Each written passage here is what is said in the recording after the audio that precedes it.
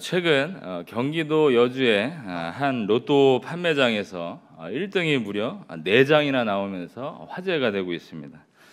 여러분들 1등 로또 이렇게 당첨되면 얼마씩 배당 받으시는지 아시나요? 저는 이번에 알았는데 한번 1등 하시면 한 20억씩 이렇게 받으시더라고요. 근데 만약에 뭐 한 사람이 그 4장을 다 샀다 그러면 80억이 되는 경우인데 이거 좀 쉽지 않습니다. 지금 저도 이제 이 기사를 보면서 과연 그럴 수가 있나. 지금 제가 이제 경기도 여주라 그랬는데 예배 끝나고 가시면 안 됩니다. 지금 사실 이제 세상 사람들이 바라는 복은 이 물질의 복이 참 큽니다. 많은 물질을 가지고 있음으로써 이제 이 세상에서 누리고자 하는 일들을 하시는 것이죠. 돈만 있으면 사실 먹는 것, 입는 것 등등 안 되는 것이 없습니다. 그래서 때로는 우리도 그러한 세상의 복에 끌려가기도 하는 것입니다. 우리는 진짜 복을 알고 있지만 헛것을 좇는 것입니다. 세상에서 자신의 명예가 좀 더 중요해 보일 때 우리는 교회를 한번 가는 것보다 세상에서 일을 선택할 때가 있습니다. 또 돈을 더 벌기 위해서 주일 성수를 포기하고 세상에서 일을 하기도 하고 또 세상이 주는 유흥을 즐기기 위해서 교회를 떠날 때도 있습니다. 여러분들은 잘 하시는데 제 경우에 그렇다 이겁니다. 그래서 성경 오늘 이 시편에서 이 시편의 기자는 복 있는 사람 그자들은 악인의 꾀를 좇지 아니한다라고 시작을 하고 있습니다. 얼마나 믿는 자들이 그 신앙의 유혹을 받으면 이 150편 시편의 1편에 이러한 말을 기록을 했을까 생각을 해봅니다. 저는 오늘 이 시편 1편에 등장하는 참된 복 이것을 알아볼 것인데요. 이 말씀을 통해서 참된 복이 있는 성도가 누리는 진정한 복과 또 그 복을 누리는 자는 어떻게 악인의 꾀를 빠지지 않고 피할 수 있는지 함께 알아보도록 하겠습니다.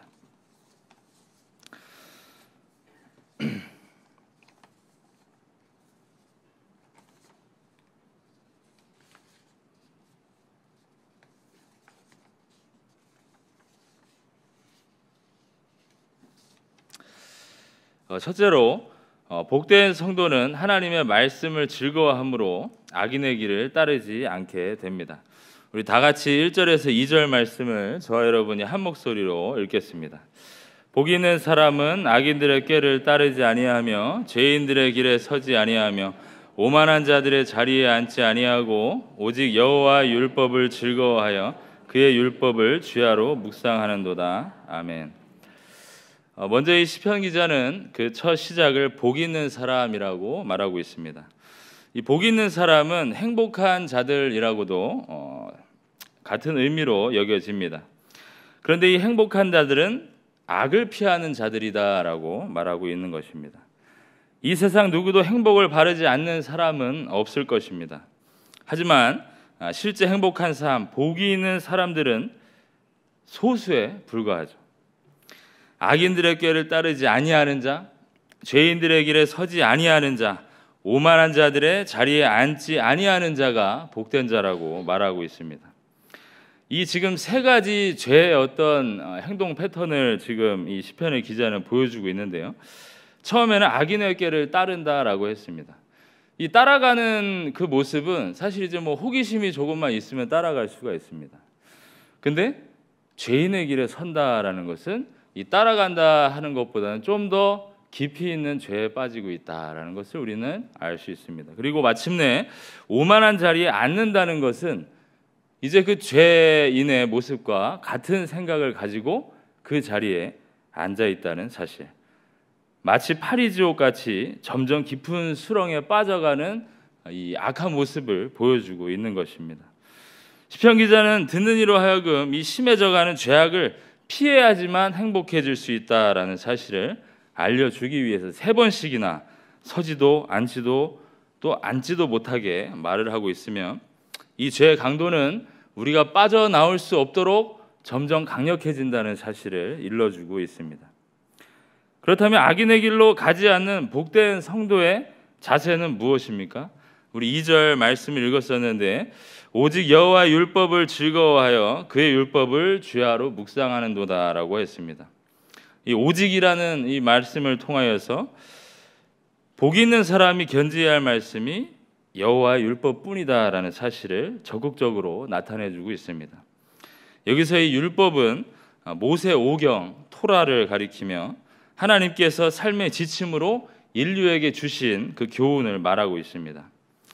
신명기 17장 18절 19절에 보면 그가 왕위에 오르거든 이 율법서의 등사본을 레위 사람 제사장 앞에서 책에 기록하여 평생에 자기 옆에 두고 읽어 그의 하나님 여호와 경외하기를 배우며 이 율법의 모든 말과 이 규례를 지켜 행할 것이라고 기록되어 있습니다. 당시의 왕이 이 토라의 의미를 계속적으로 묵상함으로써 그는 의로운 삶을 살고 나라를 다스리는 그 통치의 방법을 배울 수 있었던 것처럼 이 율법이야말로 여호와께서 주신 율법이야말로 평안과 번영을 위해서 반드시 필요한 교훈이었던 것입니다. 특별히 복된 자들이 율법을 즐거워한다라고 했는데 이 율법을 즐거워할 수 있게 되는 이유 중에 가장 중요한 것은 이것이 하나님께로부터 온 것이며 이 하나님의 뜻을 이루어드리는 기쁨의 원천이 그 여호와의 율법이기 때문입니다. 그래서 하나님의 율법의 이 참된 뜻을 아는 자들은 그처럼 악을 도모하는 것을 피하고 기뻐하지 않게 되며 오직 여호와의 율법을 즐거워함으로써 밤낮 읊조리게 되는 것입니다.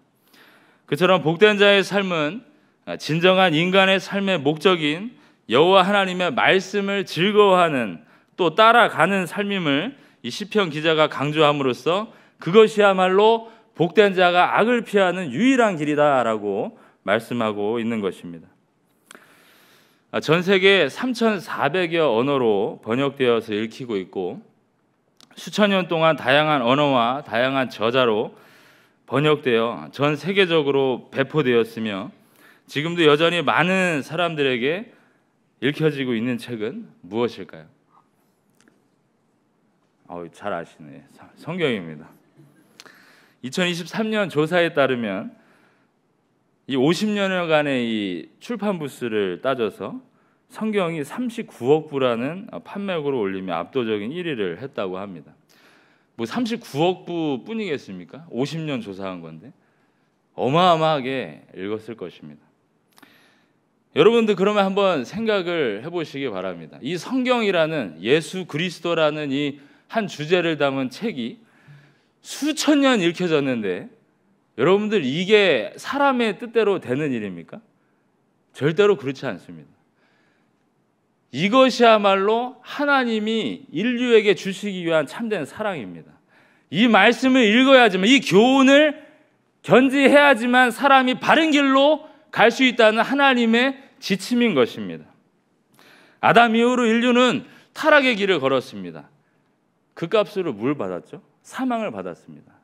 우리 더 이상 생명을 지속할 수 없는 아주 부패된 상태로 있었습니다. 그렇지만 주님이 그 부패된 상태를 그냥 두셨나요? 그렇지 아니합니다. 말씀을 주셔서 우리로 하여금 죄를 저질렀지만 살아가게끔 하는 충만의 복음의 말씀을 우리에게 주신 것입니다. 그 말씀을 즐거워하는 자마다 악의 길로 치우치지 않을 것입니다. 왜냐하면 그 말씀은 늘 하나님께서 자기 백성을 사랑하신다는 내용이 가득 차 있기 때문입니다. 내가 너를 사랑한다. 이 말씀은 세상의 어떤 것보다 너희들에게 유익하고 기쁨을 주는 말씀이다 라는 것입니다. 최근 또 전교인 단기 선교를 열심히 준비를 하고 있습니다. 여러분들도 기도해 주셔서 이렇게 잘 준비되고 있는데 우리는 그 안에서 사도행전 말씀과 잠언 말씀을 매일 이렇게 한 장씩, 그러니까 하루에 2장씩 이렇게 읽는 거죠. 이렇게 읽어서 또 이제 은혜 받은 말씀을 나누고 있습니다. 이제 그 말씀 읽기가 내일이면 끝나요. 이제 목요일이면 끝나는데 제가 좀 아쉬워서 좀 더 할까요? 그랬더니 일단 뒤에 말은 없었어요. 그래서 뭐 더 했으면 하는데 뭐 여러 가지 상황상 더 하지는 못할 것 같습니다. 그런데 우리가 뭐 선교를 함에 있어 또 여러분들이 각종 직분을 섬김을 드리는 데 있어서 또 봉사를 하는 데 있어서 가장 중요한 것은 여호와의 말씀입니다. 여러분의 심령 속에 하나님의 말씀, 그 교훈과 지침이 없으면 여러분들의 의로 일하는 것밖에는 안 됩니다. 이 복 있는 자의 삶은 그 여호와의 율법을 즐거워하는 자, 주님 그 말씀이면 제가 살아갈 수 있습니다. 그것은 하나님이 택한 자들에게만 주어지는 놀라운 즐거움입니다. 그렇기 때문에 여러분 성경 보는 겁니다. 마찬가지로 우리는 매일의 삶을 통과하면서 어려움을 겪죠. 여러분들 예수님 믿는다고 해서 교회 나온다고 해서 모든 삶이 다 즐겁지는 않습니다. 하지만 우리가 그 속에서 말씀을 읽음으로써 참된 평안을 얻고 내 무지함과 내 죄성과 그것을 밝히 드러내주는 말씀 때문에 또 주님 오늘도 회개하고 갑니다. 이 한 주를 통과하는 가운데 저는 여전히 죄인이고 이제는 주님의 말씀밖에 보이지 않습니다. 주님 용서하여 주시고 남은 날도 주님의 뜻대로 나를 사용하여 주소서라고 고백을 하는 것입니다. 그리하여 성도야말로 하나님의 말씀 그것을 읽고 여호와의 하나님의 사랑을 확인하게 됨으로써 이 말씀 안을 힘입어 악인들의 꾀를 좇지 아니하는 그들에 따라서 생각하지 아니하는 또 오만한 자의 자리에 앉지 아니한 그러한 축복의 성도님들이 되시기를 간절히 바랍니다. 둘째로 복된 성도는 악인들이 누리지 못하는 참된 형통의 복을 누리게 됩니다. 우리 다 함께 본문의 말씀 3절과 4절 말씀을 함께 읽도록 하겠습니다. 그는 시냇가에 심은 나무가 철을 따라 열매를 맺으며 그 잎사귀가 마르지 아니함 같으니 그가 하는 모든 일이 다 형통하리로다. 악인들은 그렇지 아니하며 오직 바람에 나는 겨와 같도다. 아멘. 이제 시인은 의인과 악인의 모습을 이제 본격적으로 대조하기 시작합니다. 먼저 그는 의인을 형상화하기로 그는 시냇가에 심은 나무가 철을 따라 열매를 맺으며 라고 했습니다. 아주 생각만 해도 아름답죠. 아주 질서 있고 아주 풍족한 그런 이미지가 떠오릅니다. 중요한 것은 이 나무가 심겨진 자리에 시내가 흐른다는 것입니다. 이 시의 배경이 되는 팔레스타인은 건기와 우기로 아주 뚜렷하게 구분되는 날씨가 있었습니다. 건기에는 아무런 식물이 자라지 못할 정도로 땅이 마르고 척박한 상태가 되지만 반대로 우기에는 간헐적으로 집중호우가 내려서 이 천이 생기기를 합니다. 그것을 와디라고 하는데 따라서 물이 계속해서 흐르지 않고 저장되지 않기 때문에 나무들의 키가 작습니다. 키 큰 나무들이 없어요. 나무가 키가 크려면 계속 물이 쏟아지고 흐르고 지나가야 되는데 거기는 그렇지가 않습니다. 그런데 예외적으로 시냇가에 심겨진 나무는 어떻습니까? 그 나무는 크고 높이 자라며 열매를 맺고 사시사철 푸르르며 그렇게 계속 뻗쳐가는 것입니다. 여기서 이 시편 기자가 기록한 시내는 그러한 팔레스타인의 간헐적 와디가 아니고 물이 풍성히 저장되어 있는 시내를 가리키는 것입니다. 이런 상태에서는 잎사귀도 아주 청청합니다. 물을 아주 머금고 있어서 아주 마르지 않은 그런 잎사귀를 보여주게 되는 것이죠. 그 시냇가에 심겨진 나무처럼 생명력이 넘치고 열매가 맺으며 잎사귀가 청청한 상태를 시인은 떠올리기를 원했습니다. 그리고 그들이 다 형통하게 될 것이다 라고 했습니다. 게다가 이 본문에 사용된 이 동사의 시제는 미완료형입니다. 그들이 처음부터 끝까지 아직 맞춰지지 않은 형통을 계속 누릴 것이다 라는 것을 잘 드러내주고 있습니다. 그런데 반대로 이 악인들의 모습은 어떠하죠? 악인들은 그렇지 아니하며 오직 바람에 나는 겨와 같도다 라고 했습니다. 이 악인들은 1절에서 또 언급한 바가 있는데요. 복 있는 사람, 여호와 율법을 즐거워하고 묵상하는 자와는 정반대의 대상을 가리킵니다. 그들의 모습은 시냇가에 심겨진 잎이 푸른 나무와는 사뭇 다른 바람에 흩날려 날려버리는 겨와 같은 모습이라고 하였습니다. 보통 키질을 하면 겨는 날아가고 알곡은 떨어지죠. 아주 그 농부를 수고롭게 하는 그러한 교회 모습입니다. 그처럼 시인은 의인과 악인의 모습을 시냇가에 잘 심겨진 나무와 또 흩날리는 겨에 비유함으로써 이 바람에도 날아가 버리는 악인의 모습과 대조적으로 하나님이 주시는 형통의 복을 누리는 의인을 형상화함으로써 복 있는 자가 누리는 참된 복에 대해서 말해주고 있는 것입니다. 코로나 사태가 지난 지 횟수로 세어봤는데 한 6, 7년 정도 됩니다. 저는 이제 제 아내와 그 시절 마스크를 사려고 했던 그 약국을 가끔 지나가는데 그때 상황을 떠올리면 그때 줄을 막 서가지고 막 가족들끼리 전화를 하죠. 마스크 구했어요? 안 구했어요? 그럼 못 구했다 그러면 내가 줄 서서 사겠습니다. 뭐 그 정도로 긴박했습니다. 지금 우리가 웃으면서 상황을 마주할 수 있지만 그때는 그랬던 기억이 있습니다. 뭐 그것도 사러 나올 수 있는 상황이면 다행이죠. 연로하신 어르신들은 꼼짝없이 집에서 어떤 상황이 처할지 모르는 그런 위험한 상황에 놓여져야만 했습니다. 세상의 모든 것이 다 막혀버려서 세계가 붕괴된다고 소리치는 사람들도 있었습니다. 그렇다면 정말 모든 것이 다 막혔습니까? 세상 사람들은 그렇게 치부할 수가 있을 그러한 상황이었습니다. 하지만 적어도 성도들은 그렇지 아니하다. 세상 사람들은 무엇인가 문제가 생기고 그들의 어려움이 생겼을 때 꼼짝달싹 할 수가 없습니다. 그냥 그 자리에 있어야 됩니다. 하지만 우리 하나님 믿는 자들은 눈에 보이지 아니하는 하나님의 형통의 복을 계속 누리는 자들이기 때문에 어떠한 어려움이 있어도 이겨내는 겁니다. 여러분들 우리 그때 무엇을 깨달았습니까? 여러분들 교회의 소중함을 깨닫지 않았습니까? 내가 매일 가는 그 교회를 이제 갈 수 없게 됐다. 내가 매일 만나는 내 구역원을 이제는 만날 수 없게 됐다. 그것이 여러분들 마음에 있지 않았습니까?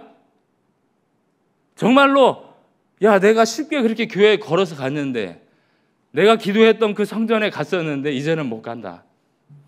하나님이 그 코로나로 세상을 다 마비시켜 놓으시고 우리들에게 교회의 소중함을 알려주셨습니다.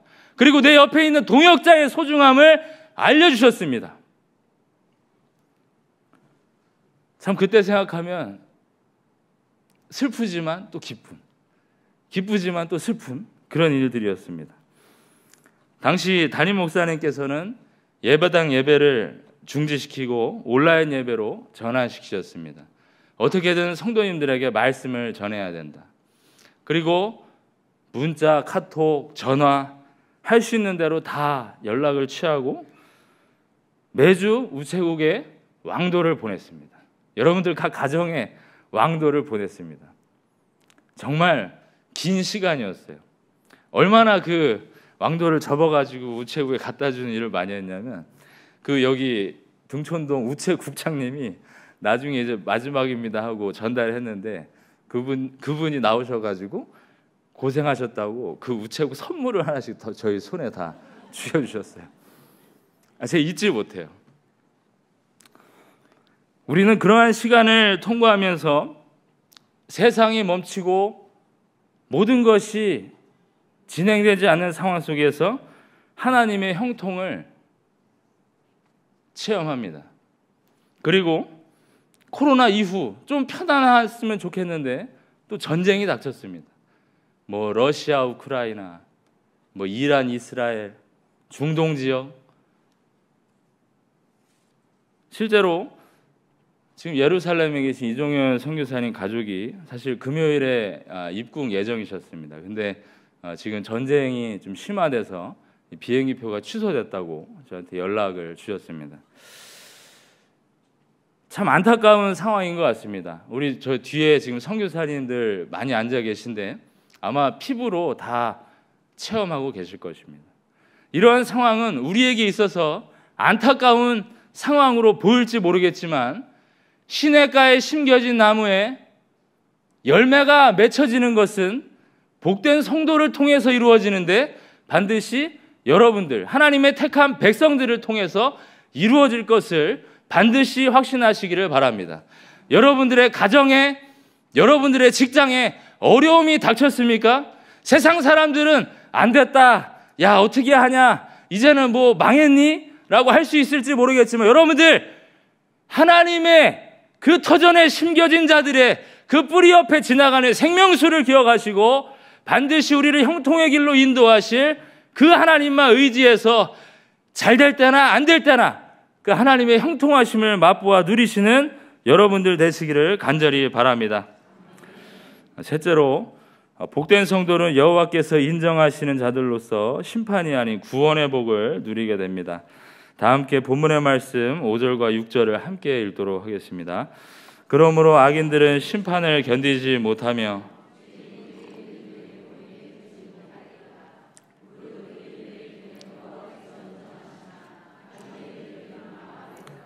아멘. 이제 시편 기자는 그러므로라는 접속사를 통해서 결론을 내리기를 원합니다. 결국 악인들은 심판을 견디지 못하며 라고 하였습니다. 여기서 이 심판은 한치의 오차도 없이 정확하게 진행되는 하나님의 공의를 말합니다. 즉 악인들이야말로 하나님이 내리시는 심판 속에서 한 사람도 살아남지 못할 것이라는 선언입니다. 더하여 죄인들이 의인의 모임에 들지 못하리로다 라고 했습니다. 죄인들이 심판의 때에는 의인들의 모임에 들려고 한다. 하지만 절대로 들어갈 수가 없다. 여기서 이 죄인은 1절의 악인과 동의로 하나님을 거절하고 하나님의 교훈의 말씀을 대적하는 자들을 가리킵니다. 사실 그 누구도 하나님 앞에 설 수 없는 원죄를 가지고 태어났으며 연약하여 죄로부터 자유로울 수 없는 죄인이었지만 하나님께서는 먼저 이스라엘 백성들을 택해 주시고 자신의 백성들을 택하여서 그 율법을 가르쳐 주셨습니다. 그리고 그 말씀대로 살아갈 수 있도록 하게 하신 것입니다. 그 여호와께서는 말씀을 대적하는 자들을 심판하시겠다라고 하였습니다. 모세에게 대적한 고라와 다단과 아비람 일당은 심판하실 그때 그들로부터 이스라엘 회중을 구별하셔서 그들에게만 심판의 칼을 대셨던 것을 우리는 잘 압니다. 세상 마지막 날 악인을 심판할 때도 그들이 의로운 자리에 서지 못하도록 철저하게 전능자께서는 분리를 하실 것입니다. 그렇다면 그 절대하신 기준은 무엇입니까? 6절에서 무릇 의인의 길은 여호와께서 인정하시나 악인들의 길은 망하리로다 라고 했습니다. 여기서 인정한다는 의미는 피상적으로 안다는 말을 의미하는 것이 아니라 그 속을 안다, 체험적이고 인격적인 관계를 아는 것을 의미합니다. 곧 하나님께서는 우리 한 명 한 명 자신의 택한 백성들을 너무나도 잘 안다는 것입니다. 비록 넘어지고 깨지고 그런 과정 속에 있지만 여호와께서는 우리를 어떻게든 의인의 길에 서게 하시기 위해서 세세히 살피시고 일으켜 주시며 인격적인 관계를 맺고 계시다는 뜻입니다. 그렇게 하나님과 관계를 맺은 자들은 결국 인정함을 받아 구원받은 인생이 되겠지만 반대로 악인의 길은 망한다라고 했습니다. 망한다라는 것은 그 육신과 영혼이 다 망한다는 것을 의미합니다. 그처럼 복 있는 자의 모습은 하나님께서 인정해 주시는 자들, 하나님께서 내가 너를 안다 라고 말씀하여 주시는 자들, 그 자들만 구원을 받을 수 있으며 그 인정함을 받지 못한 자들은 결국에는 모두가 다 망해버리는 그러한 기름을 시편의 기자는 강조하고 있는 것입니다. 이솝우화 가운데 미운 오리 새끼가 있습니다. 우리가 너무나도 잘 아는 내용입니다. 한 호숫가에 많은 오리알 중에 가장 늦게 부화한 알이 있었는데 그 알은 다른 오리알보다 크고 색이 달랐습니다. 그런데 부화를 하고도 보니 새끼 오리들과 사뭇 다른 모습에 그 어미 오리는 놀랐습니다. 몸집은 훨씬 컸고 색은 노란 오리가 아니고 회색빛을 띠고 있었기 때문입니다. 그래서 새끼 오리들은 그 회색 오리를 자신들의 무리에서 따돌리고 괴롭히며 못살게 굴었습니다. 오리 부모도 처음에는 새끼이기 때문에 아끼려고 했지만 주변의 시선이 좋지 않게 느껴지자 그 회색 오리가 없어져 버렸으면 하는 마음이 생겨났었습니다. 저는 어렸을 때 이 미운 새끼를 읽으면서 이 부분에서 참 많이 좀 마음이 아팠던 것 같습니다. 부모까지 버린다면 도대체 이 오리는 어디로 가야 되나? 오갈 데 없던 이 회색 오리는 그 무리를 떠났습니다.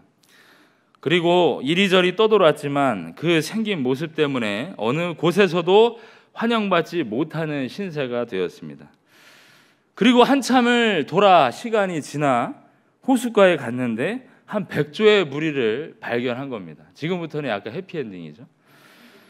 이 100조의 무리를 발견했는데 거기서 이제 호숫가에 비친 자신의 모습을 보고 내가 100조였구나. 내가 아름다운 100조였구나 라고 하면서 행복하게 살았다는 이야기입니다. 마찬가지로 성도 또한 이 처음에 태어난 오리무리에서 환영을 받지 못한 이 회색 오리와도 같습니다. 여러분들, 세상에서는 여러분들을 인정해 주질 않아요. 도무지 인정을 안 해줍니다. 심지어 무슨 인터넷 회원가입을 하려고 하잖아요. 그럼 막 이제 아이디랑 비밀번호 치고 뭐 직업을 쓰라 그래요. 근데 거기도 보면 목사가 없어요. 뭐 회사원, 뭐 의사, 뭐 교사, 뭐 엔지니어, 뭐 요리사까지 있는데 목사가 없어요. 그럼 맨날 선택하는 건 기타 아니면 회사원. 경영 그래도 다니고 있잖아요. 저는 감사하게도 이 샬롬 대학부, 그다음에 뭐 임마누엘 청년회 또 그렇게 통과하고 이렇게 신학교를 갔습니다. 근데 이 사회 초년생 때 이력서를 쓰잖아요. 이력서를 막 쓰는데 뭐 쓰다 보니까 뭐 인생의 반을 교회에 있었기 때문에 교회 이력을 쓸 수밖에 없어요. 그런데 이제 인사 담당자들은 교회 이력은 받아줄 수 없다, 인정할 수 없다. 뭐 다 그렇습니다. 그리고 제가 생각하기를 이제 신학교 이제 사명받기 전에 나는 장사를 해야 되는구나. 도저히 회사에 들어갈 수는 없겠다. 뭐 이런 생각을 했던 적이 있습니다.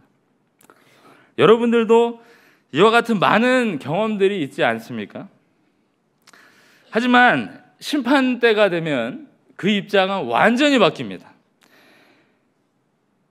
그 죄인들은 의인들의 무리에 절대로 들어올 수가 없는 것입니다. 여러분들이 잘 알고 있는 조카 롯이 아브람을 떠날 때 어느 곳을 갔죠? 아주 잘 살아 보이는, 아주 인간이 잘 살 수 있게끔 번영되어 있는 소돔과 고모라를 골랐습니다. 글로 갔습니다. 잘 살 수 있을 것 같았거든요. 그 세상의 향락들이 모인 곳은 하지만 하나님의 심판을 견딜 수가 없었습니다. 이 세상의 것들이 눈으로 보기에는 좋아 보여도 결국 하나님의 심판대 앞에서 모두 다 사라져 버리는 것입니다. 잠언 29장 16절에 보면 악인이 많아지면 죄도 많아지니 의인은 그들의 망함을 보리라고 하였습니다. 여러분들, 세상에서 우리는 인정함을 받지 못하지만 결국에는 그 심판 때 주님이 여러분들을 인정해 주심으로 심판을 당하지 아니하고 저 천성에 들어갈 것을 확신하며 신앙생활하기를 바랍니다. 우리의 나그네 인생은 늘 오갈 데가 없습니다. 정말 오갈 데가 없습니다. 그래서 여러분들 여기 모이면 서로 인사 좀 크게 하십시오.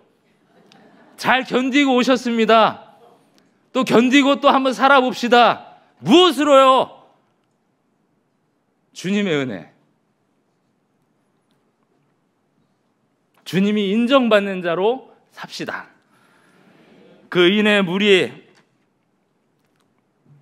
미운 오리 새끼가 결국 이리 치고 저리 치고 마지막에 100조로 행복하게 사셨던 것처럼 여러분들의 그 마지막이 진실로 구원인으로서 아름다운 빛을 보기를 간절히 바랍니다. 사랑하는 성도 여러분, 그리고 헌신을 다짐하는 문화교실 봉사자 여러분, 오늘은 특별히 문화교실 헌신 예배로 드리고 있습니다.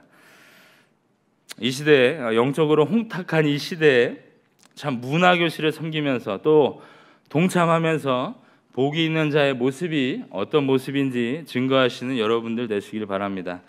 보니까 바둑, 논술, 종이접기, 파워워십, 교회 반주법, 율동, 통기타, 태권도, 성악교실 이렇게 있는데 여러분들 이거 밖에서 못 배웁니다. 이런 거. 이거 과외를 하려고 해도 쉽지 않은 그런 과목입니다. 여러분들 자녀들 정말 꼭 보내주시기를 바랍니다. 여러분들 이 섭외된 교사분들이 그냥 그 바둑만 가르쳐 주겠습니까? 아이들한테 기도하고 예수 그리스도의 향기를 내지 않겠습니까? 여러분들 이것이 복된 자의 삶이라고 저는 믿습니다. 세상에 많은 기관이 있고 교육기관이 있고 학원이 있고 하지만 그래도 교회 안에서 우리가 먼저 힘을 내고 애쓰는 모습이 바로 복 있는 자의 삶이다라고 저는 확신합니다.